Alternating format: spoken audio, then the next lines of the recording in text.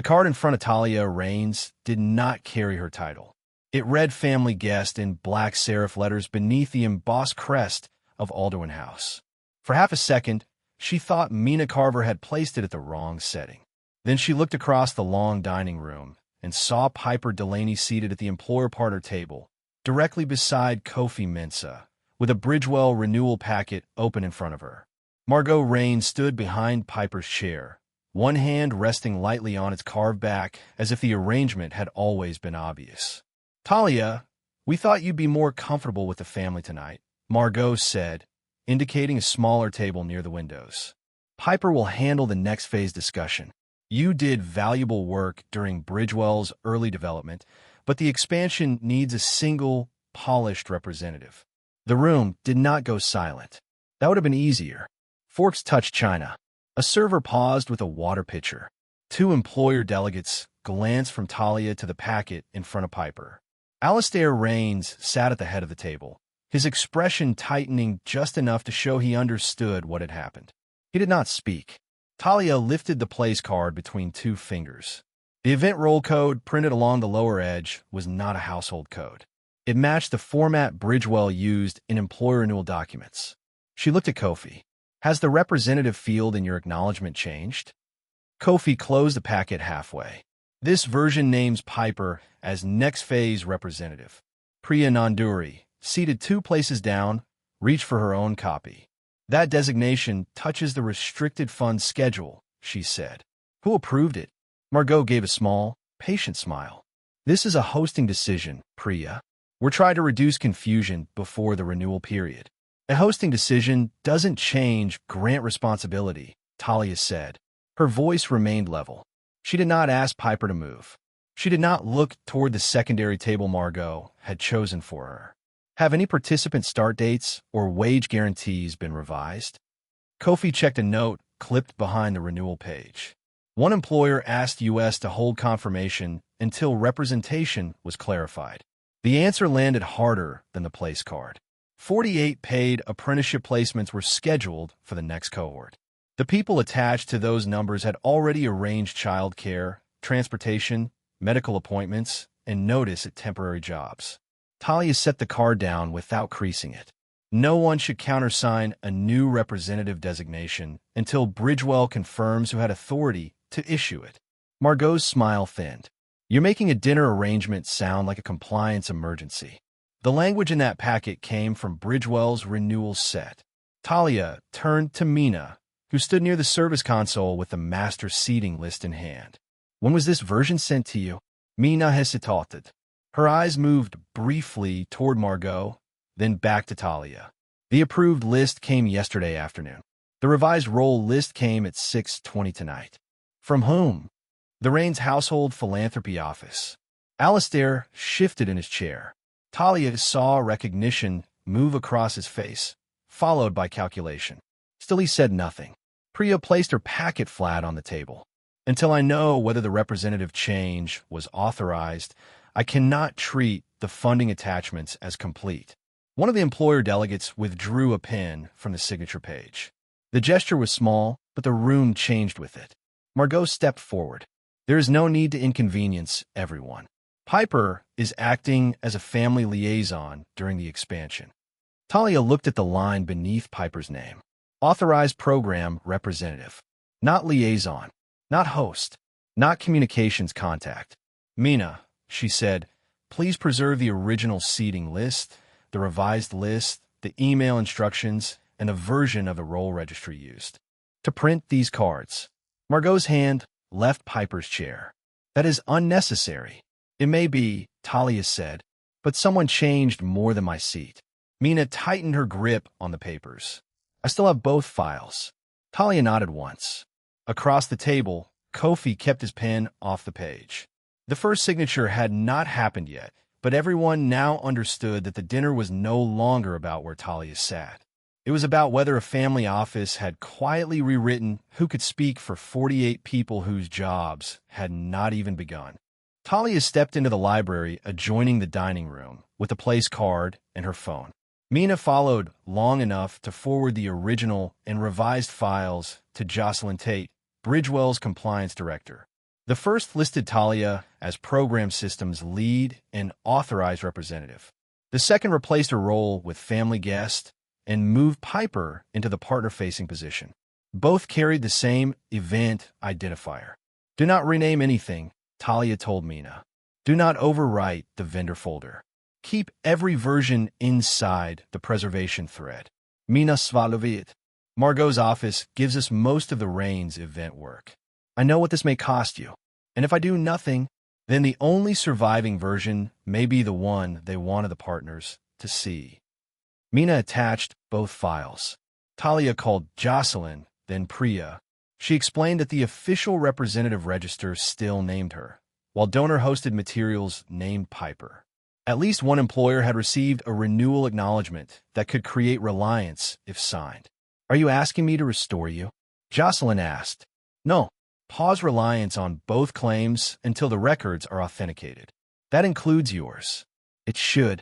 Priya confirmed that Bridgewell's restricted funds covenant allowed a listed program officer, compliance director, or funds administrator to file a conflict notice before a partner countersigned a disputed designation.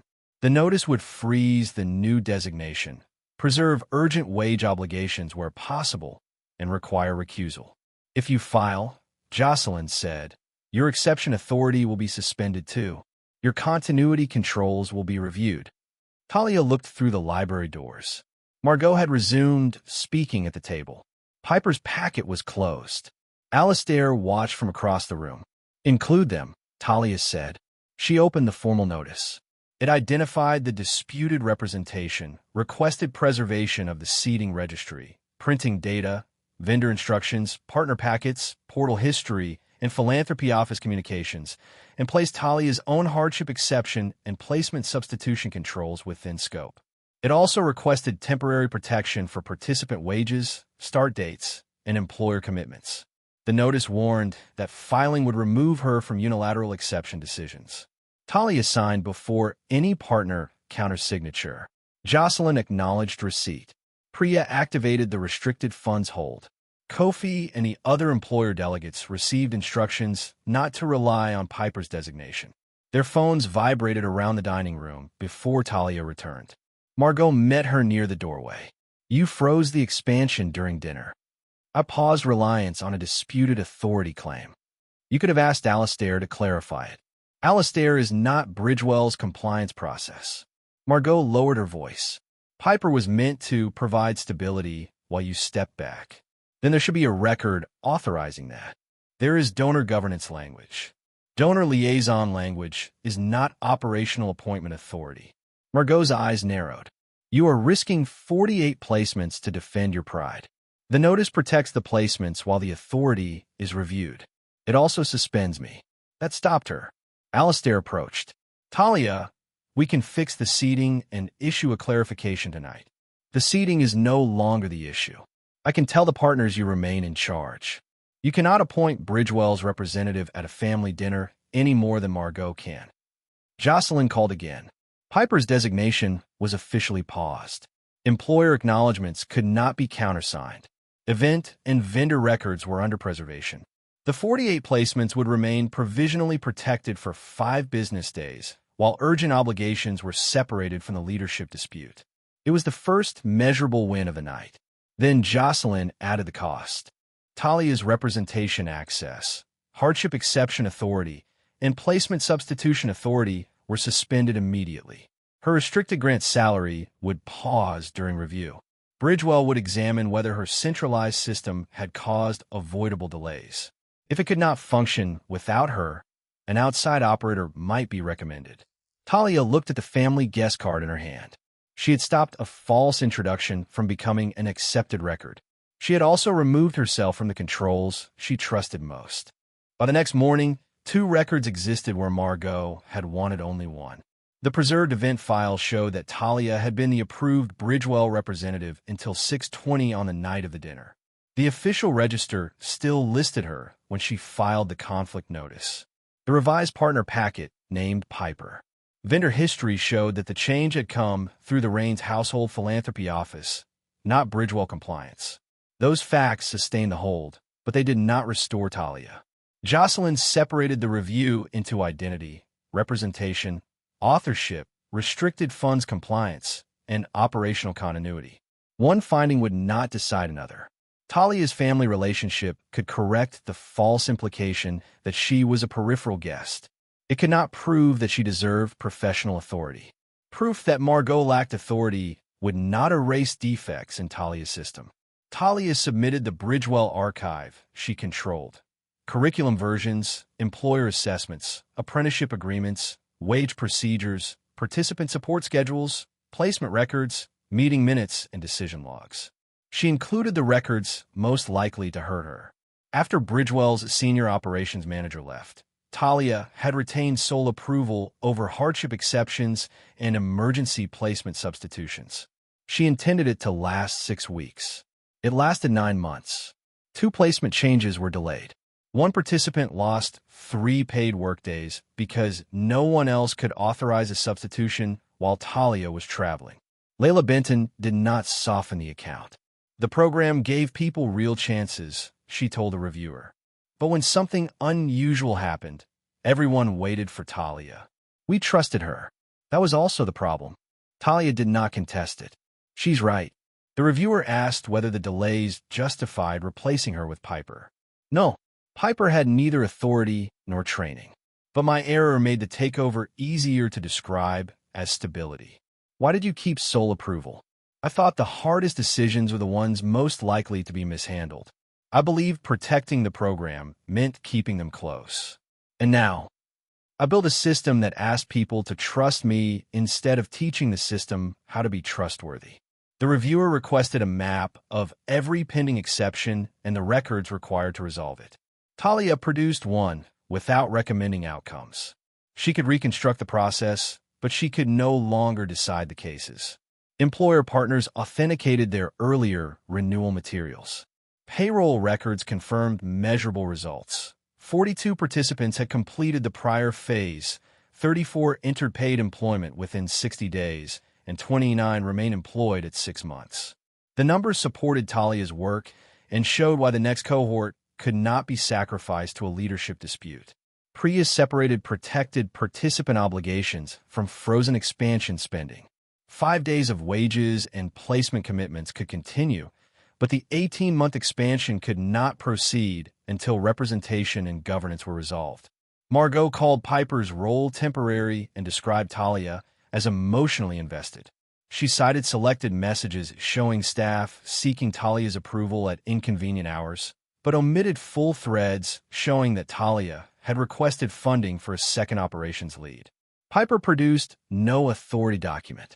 Alastair issued no public correction. His office said the family supported a stable, orderly review. The phrase angered Talia more than an accusation. Stability had become the word people used when they wanted the consequences of their own choices to look inevitable. Jocelyn called late that afternoon. The authority transfer claim remained unsupported, but the continuity review had reached a preliminary conclusion. Bridgewell could not responsibly return sole exception power to Talia. The temporary reviewer wanted a 10-day operational test under shared authority. If it failed, Bridgewell would consider an outside workforce provider. Talia stood in her kitchen beside her open notebook. She had preserved the record and stopped Piper's designation. None of it meant she would keep the work she had built. "What do you need from me?" she asked. "A system that can make 20 pending decisions without you." Talia looked at the pages where years of judgment had become arrows, exceptions, and notes only she fully understood. The next reversal would not come from proving Bridgewell needed her. It would come from proving it did not need to wait for her. Talia arrived at Bridgewell's temporary operations room before 7 the next morning and stopped outside the glass wall instead of entering. Inside, Jocelyn Tate had divided 20 pending decisions across 2 review teams. Colored tabs marked hardship exceptions, employer substitutions, transportation conflicts, wage disputes, and training accommodations. For 9 months, every red tab would have ended on Talia's desk. Now her name appeared only in the reference column. Jocelyn opened the door.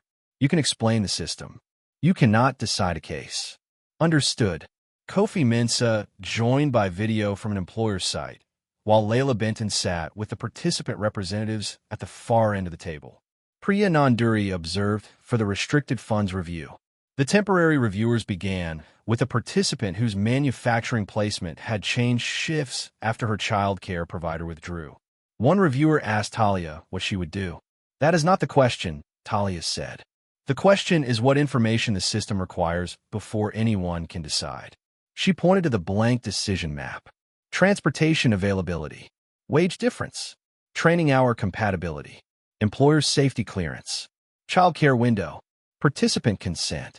No single factor controlled the answer. She wrote each requirement on the board, then stepped back while the reviewers gathered the records. The first decision took 43 minutes. It was correct, documented, and made without Talia's approval. The second case exposed how much of Bridgewell still lived inside her memory. A participant needed an emergency substitution after an employer delayed a background check review. The written manual explained the standard process, but not the sequence Talia used when the participant was already missing paid hours. "Where's the escalation rule?" Jocelyn asked. Talia looked through the share drive and found 3 partial notes, none complete. "It is not documented well enough." "Then reconstruct it." Talia resisted the instinct to answer the pending case first. Instead, she traced the rule backward from payroll deadlines, employer response windows, available training placements, and participant consent requirements. She created a decision tree that allowed a reviewer to approve a temporary paid training assignment while the employer completed its check. Layla read the draft and asked, "Who decides when waiting becomes harmful?" Talia had always decided that herself. The participant representative and one employer reviewer should decide together, using the wage loss threshold. Not the program director, not alone. By noon, the room had processed 4 cases. 2 were resolved. 1 required additional employer data. 1 revealed a conflict between Bridgewell's transportation policy and a participant's evening caregiving schedule. Talia's old approach would have made an exception based on judgment. The new process required the reason to be visible, comparable, and appealable. That took longer to build, but less courage to use once it existed. Margot's office continued to describe the review as evidence of instability. A statement sent to several employer contacts said Bridgewell had become dependent on a single individual's undocumented discretion. The phrase was calculated because part of it was true. Kofi forwarded the statement to Jocelyn without responding. "They are trying to make your defect the explanation for their authority claim," he told Talia. "Then the defect has to be corrected whether or not their claim survives." Late in the afternoon, one employer announced that it would postpone 4 placements unless Bridgewell demonstrated a working substitution protocol within 10 days. The message shifted the room. The review was no longer a historical inquiry. For people who had already completed training could lose paid work because the system had never been forced to operate without Talia. She opened every past exception file and sorted them by decision type. Jocelyn watched her build the index. "You know, this may make it easier to replace you. It should make it easier to replace anyone." She found repeated judgments that could become rules, rare cases that needed a 2-person panel, and decisions that should never have remained inside a single office. Before leaving, she gave the reviewers a complete draft authority matrix and a list of unresolved gaps. The final gap was the most uncomfortable. No one had the power to remove Talia from emergency control if she refused to delegate during a crisis. She wrote to safeguard herself. The next morning, the reviewers used the matrix to approve a placement substitution while Talia sat outside the decision circle. The participant kept her start date. No one asked Talia for permission. Relief came first, then grief.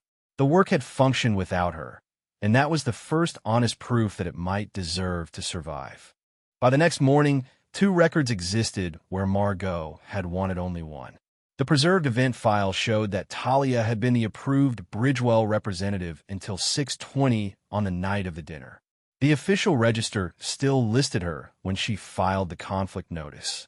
The revised partner packet named Piper. Vendor history showed that the change had come through the Raines household philanthropy office, not Bridgewell compliance. Those facts sustained the hold, but they did not restore Talia. Jocelyn separated the review into identity, representation, authorship, restricted funds compliance, and operational continuity. One finding would not decide another. Talia's family relationship could correct the false implication that she was a peripheral guest. It could not prove that she deserved professional authority. Proof that Margot lacked authority would not erase defects in Talia's system. Talia submitted the Bridgewell archive she controlled. Curriculum versions, employer assessments, apprenticeship agreements, wage procedures, participant support schedules, placement records, meeting minutes, and decision logs. She included the records most likely to hurt her. After Bridgewell's senior operations manager left, Talia had retained sole approval over hardship exceptions and emergency placement substitutions. She intended it to last 6 weeks. It lasted 9 months. 2 placement changes were delayed. One participant lost 3 paid workdays because no one else could authorize a substitution while Talia was traveling. Layla Benton did not soften the account. The program gave people real chances, she told the reviewer. But when something unusual happened, everyone waited for Talia. We trusted her. That was also the problem. Talia did not contest it. She's right. The reviewer asked whether the delays justified replacing her with Piper. No, Piper had neither authority nor training. But my error made the takeover easier to describe as stability. Why did you keep sole approval? I thought the hardest decisions were the ones most likely to be mishandled. I believed protecting the program meant keeping them close. And now, I built a system that asked people to trust me instead of teaching the system how to be trustworthy. The reviewer requested a map of every pending exception and the records required to resolve it. Talia produced one without recommending outcomes.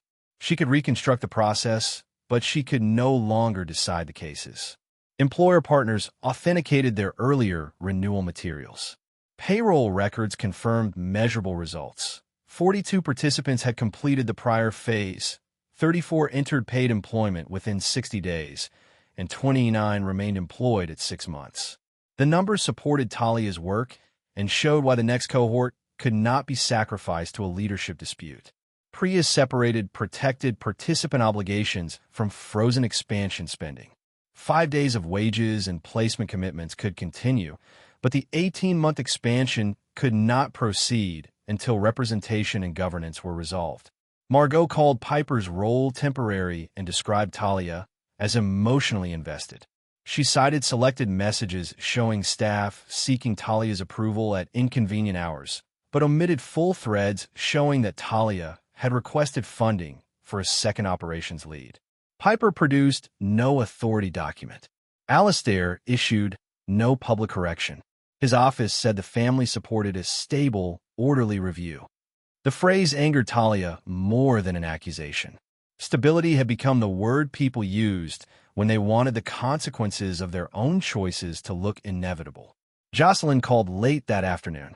The authority transfer claim remained unsupported, but the continuity review had reached a preliminary conclusion.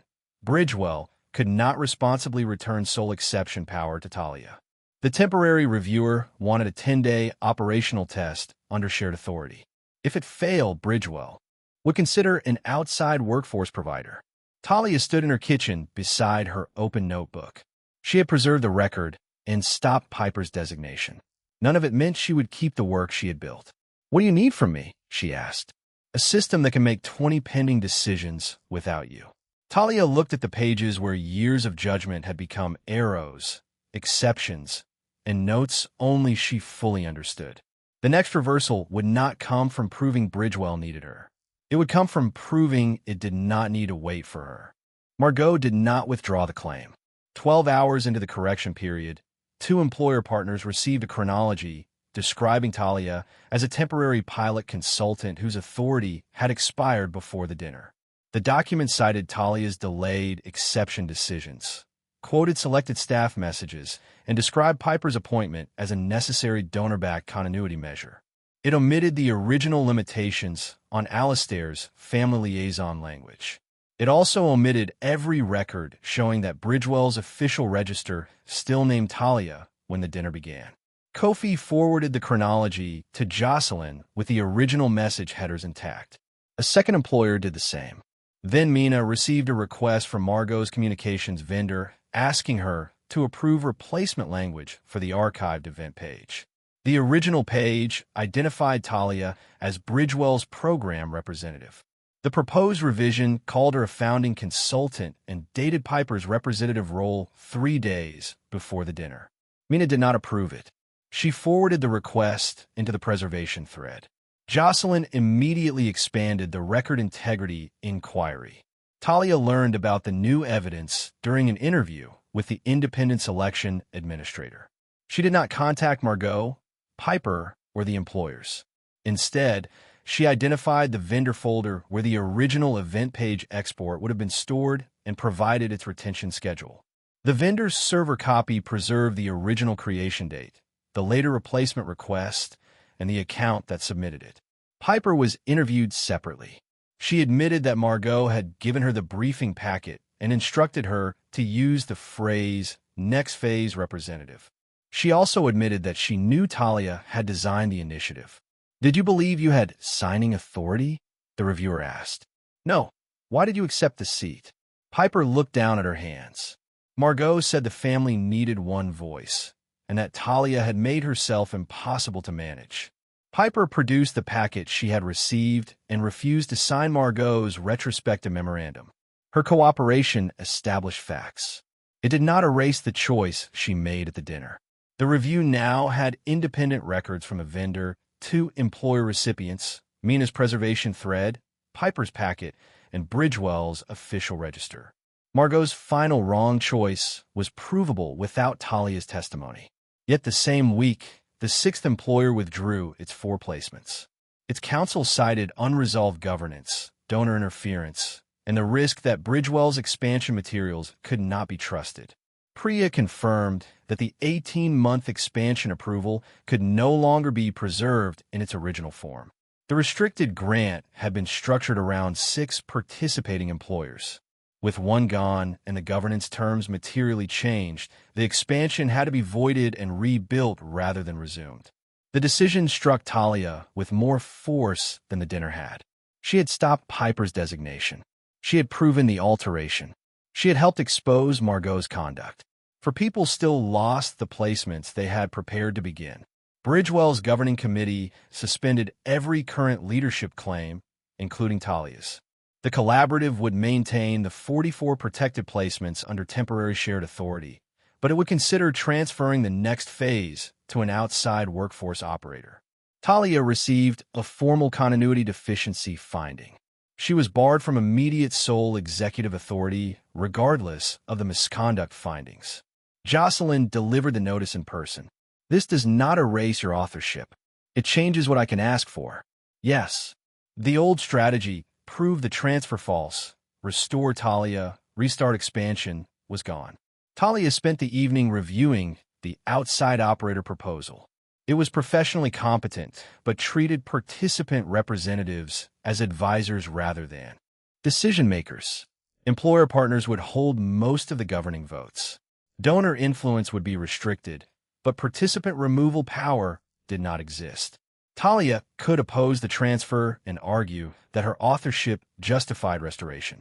Instead, she revised her own charter. She added 2 participant voting seats, an employer seat independent of Raines-linked business, mandatory continuity tests, conflict-free appointment procedures, and the right to remove the director for repeated concentration of authority. She also added language permitting external candidates to lead. The next morning, Talia submitted the charter without attaching a request for reinstatement. "What outcome are you seeking now?" the governance reviewer asked. "A structure that protects the work, even if I am not the person chosen to run it. And if the outside operator wins, then they should have to meet the same rules." The apparent defeat was complete. The original expansion was gone, for placements were lost. Talia could not reclaim sole authority, and Bridgewell might move forward without her. But the defeat removed the last excuse for rebuilding the old system. Talia no longer wanted her chair returned. She wanted every future chair placed by a rule that no household, donor, founder, or indispensable director could quietly change. The independent review did not depend on Talia's account of what Margot had done. Jocelyn Tate separated the records into distinct evidence chains and required each source to stand on its own. The vendor's server export showed 4 things clearly: the original event page, the later request to replace Talia's role, the account that submitted the request, and the time the replacement was attempted. Kofi Mensah and his second employer produced the messages they had received directly, complete with headers, attachments, and Margot's selectively edited chronology. Mina Carver's preservation thread showed when she received the revised seating files and when she forwarded them without renaming or overwriting anything.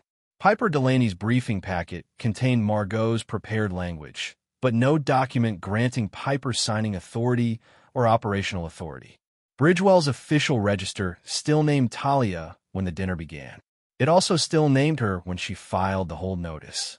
Together, the records established a sequence. Margot changed the public role materials. She used ambiguous donor language to create the appearance of authority. She received a formal opportunity to withdraw and correct the claim. Then, after preservation instructions were active, she tried to revise the historical record. The governance reviewer interviewed Margot with her counsel present. Margot continued to call the revisions routine corrections. When shown the vendor timestamps, she said the original page had been inaccurate. When shown the official register, she said Bridgewell had failed to keep pace with the family's intended transition. When shown the limiting language in Alastair's donor governance approval, she argued that the family's financial responsibility required broader control than the documents expressed. Were you instructed to stop contacting employers and altering partner materials? The reviewer asked. Margot did not answer directly. I was instructed to prevent confusion. Were you given 48 hours to withdraw Piper's designation and disclose every instruction? I was given an unreasonable deadline during a destabilizing dispute. Did you withdraw the designation? No. Her refusal was no longer a matter of tone or interpretation. The independent records proved that she had been offered a path to correction and had chosen to construct a false history instead. Alastair's interview followed. He authenticated the phrase single-point family liaison authority. He acknowledged that he had approved it for donor communications. He admitted that he knew Piper lacked operational authority. He also admitted that, at the dinner, he understood Margot had stretched the phrase beyond its intended purpose. Why did you not correct her? The reviewer asked. Alastair looked toward the sealed copies of the partner packets. Because correcting her in that room would have exposed that I had approved language I knew was dangerously vague. So you allowed the partners to believe the designation might be valid. I believed I could clarify it privately before it caused lasting harm. And after Talia filed the notice, I tried to offer her another path. The proposed Raines equity agreement entered the accountability record. It was not treated as a secret contract or a criminal act. It was evidence that Alastair's first attempt at repair still depended on money, title, and retained influence. Talia was not present for either interview. She spent the same day with the temporary governance team, working on the charter she had already submitted. She answered questions about participant voting authority, employer conflicts, dual authorization, and a removal procedure that could one day be used against her. When a reviewer asked why the charter allowed an external candidate to lead the initiative, Talia answered without hesitation. Because a governance rule is not a rule if it only applies when I expect to win. By the end of the verification phase, the record supported separate findings on identity, representation, authorship, continuity, donor conflict, and record integrity. Margot's final wrong choice was not proven by Talia's anger. It was not proven by Piper's regret or Alastair's admission alone. It was proven through independent copies that survived because Talia had filed the notice before anyone could convert the false designation into an accepted partner record. The finding session was scheduled without a family table, a donor crest, or a seat reserved by household rank. The Bridgewell findings session began with the misconduct and governance determinations. It did not begin with Talia's family identity. The independent reviewer stated that the family guest classification was false and professionally harmful. Piper had never possessed representative authority. Margot had used donor-hosted materials to manufacture the appearance of an appointment Bridgewell had not approved. The reviewer also confirmed that Talia had designed and led the initiative and that her work had produced measurable employment outcomes. But the reviewer did not excuse her continuity failure. Talia's centralized exception system had created a real operational risk. Bridgewell accepted responsibility as well.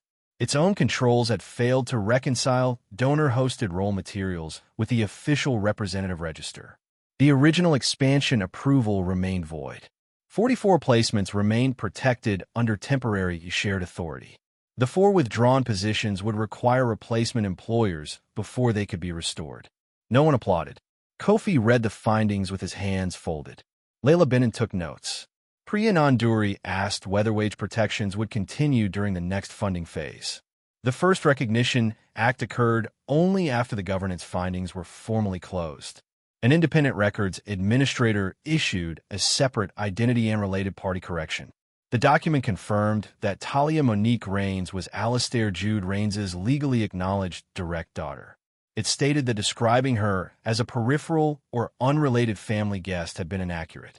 It also confirmed that Bridgewell's partner materials had omitted a required related party disclosure. Then the administrator stated the limits of the correction. It granted no ownership. It granted no operational authority. It granted no leadership entitlement and no right to restricted funds. Talia signed the acknowledgement of receipt. She did not look toward Alastair. The identity record corrected who she was. It did not decide what she should lead. The second recognition act took place later under a different process and before a different decision-maker. The independent selection administrator reviewed the published criteria, the external applications, the verified program record, the continuity test results, and the governance safeguards required for the position. Talia's authorship counted in her favor. Her measurable outcomes counted in her favor. Her failure to distribute exception authority counted against her. Her willingness to disclose that failure, build a system that worked without her, and submit herself to removal standards counted in her favor. The administrator offered Talia the role of founding Workforce Systems Director. The appointment would last 12 months on probation. Hardship exceptions would require dual authorization. Performance and continuity would be reviewed quarterly. Independent auditors would have access. Participant and employer advisors would hold formal authority. A documented removal process would apply. There would be no donor veto, no family naming authority, and no automatic succession right. The appointment would not become effective until Talia accepted every condition in writing. The selection administrator also stated that Talia's family relationship had not been considered as evidence of qualification. Alastair had not nominated her. He had not recommended her. He had not participated in the selection. Before the session ended, his accountability terms entered the institutional record. Alastair resigned from Bridgewell's Donor Advisory Committee. He surrendered appointment, nomination, and observer privileges for 4 years. Raines' equities remaining pledge became an irrevocable, non-controlling grant. The company accepted a 3-year exclusion from Bridgewell procurement. The Raines family waived naming rights connected to the initiative. Alastair agreed not to endorse, lobby for, or privately recommend Talia. He also signed a prior knowledge disclosure acknowledging that he had approved ambiguous donor control language and failed to correct its misuse. These were concrete losses. He lost institutional influence. He lost branding value. He lost procurement access. He lost the ability to shape Talia's future through money. Margot was removed from the Raines Household Philanthropy Office and barred for 5 years from representing Raines-linked workforce or education funds. Piper's designation was voided. Her professional biography required correction. She was barred for 2 years from program representation and grant administration roles in Raines-supported initiatives. Bridgewell accepted its own obligations, participant and employer governance seats, preserved version histories, dual authorization, appeals, removal procedures, wage restitution, and follow-up audits. Talia received no damages, ownership, or automatic restoration. She received a conditional appointment built around the possibility that she could fail, be reviewed, and be removed. She read the conditions twice. "When do you need my answer?" she asked. "Tomorrow," the administrator said. Talia closed the folder. For the first time since the dinner, no one was asking her to reclaim a place someone else had chosen for her. They were asking whether she would accept authority that could no longer depend on being indispensable. Talia accepted the appointment the next morning without changing a condition. She signed the probation terms, the dual authorization rule, the quarterly review schedule, the independent audit clause, and the removal procedure. She asked that the participant and employer governance seats become active before her first day rather than after the first quarterly review. Bridgewell agreed, because the charter already required them. There was no celebration banquet. The announcement went to participants, employers, staff, and fund administrators in the same format as any other governance notice. It identified the selection process, the appointment conditions, and the corrective controls. It did not mention Alderman House. The consequences unfolded without spectacle. Margot surrendered control of the philanthropy office. She could no longer represent Raines-linked funds to education or workforce partners. Piper corrected her biography and withdrew from the remaining Bridgewell Communications work. Raines Equity's non-controlling grant covered existing obligations, but it carried no family name. Bridgewell reimbursed the participant who had lost 3 paydays. It also continued searching for employers to replace the 4 withdrawn positions. Alastair followed every institutional restriction because violating them would have confirmed that he still believed accountability was optional. The personal boundary was harder. Talia met him once in a quiet room at Bridgewell after his resignation became effective. He did not bring a contract, a check, or a family office representative. "I do not know how to repair this without offering something," he said. "That is part of the problem," Talia replied. She gave him the term she had written for contact. He could send 1 letter every 8 weeks. She was not required to answer. The letters could contain no gifts, job offers, Bridgewell proposals, staff messages, or public reconciliation plans. He could not use relatives, money, business emergencies, illness, or family events to bypass the boundary. "Is this temporary?" he asked. "It is what I am willing to offer now. Will you read them? That will be my decision each time." He nodded. For once, he did not negotiate. 6 months later, 46 paid placements were active. 2 replacement employers had joined under the new governance rules, although the expansion remained smaller than originally planned. The initiative operated from an ordinary training site with whiteboards, scuff tables, and a vending machine that accepted dollar bills only when they were perfectly flat. No Raines' name appeared on the wall. Talia's office door read, "Founding Workforce Systems Director," in plain lettering. Inside, the first letter Alastair was permitted to send remained unopened in the top drawer of her desk. The family guest card was not beside it. Jocelyn had sealed the card in Bridgewell's compliance archive with the preserved event records. It was evidence, not a trophy. During an afternoon working session, an employer reported that a participant's shift change had created an emergency transportation conflict. Talia felt the old reflex before anyone else moved. She wanted to gather the facts, weigh the harm, and decide. Instead, the participant representative opened the shared protocol.